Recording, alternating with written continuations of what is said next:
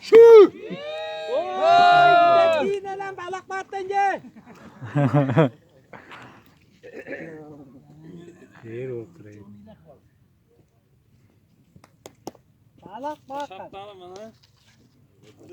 Aklını attın lan lan. İyi de kızım. Şu. Haydi.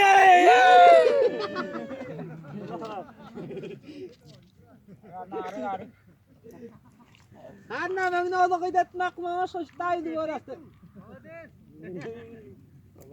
Ne oldun ama akılsın akıl zaten verdi. Ya. Direkt. Hey! Ne çok seviyor ordunu.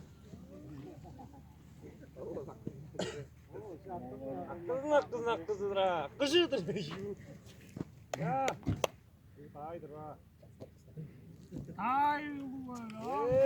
Haydi. Hey!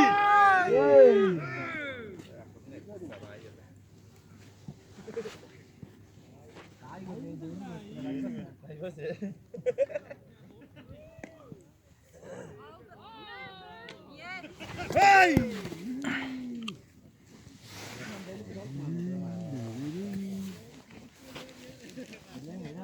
Yok başladı diye. Halkamda savaştım.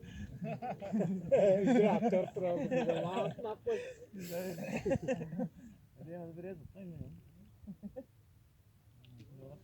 Hey! Aşkım kardeşim. İyi kolu tut. Lanlar mağazına ravgaş falan verelim. Ana iki lira kolda mı? Kolda mı? Ocak başlattı vay. Hey. Bazen oldu da kapadan. Ödür.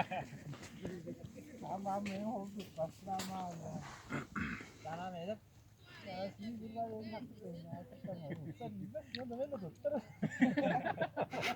Hadi öğrenelim. Oo şu. Attım.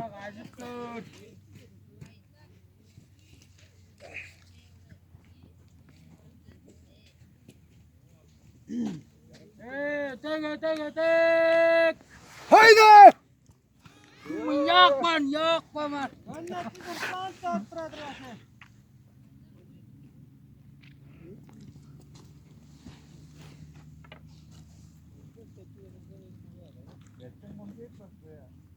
Ham teyit. Gada.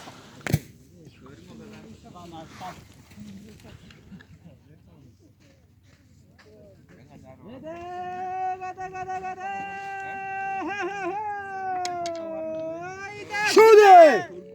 Aradığında.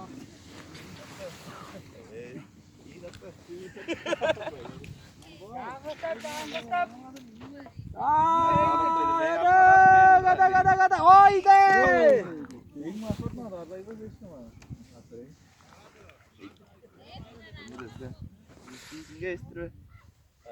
Bak sen.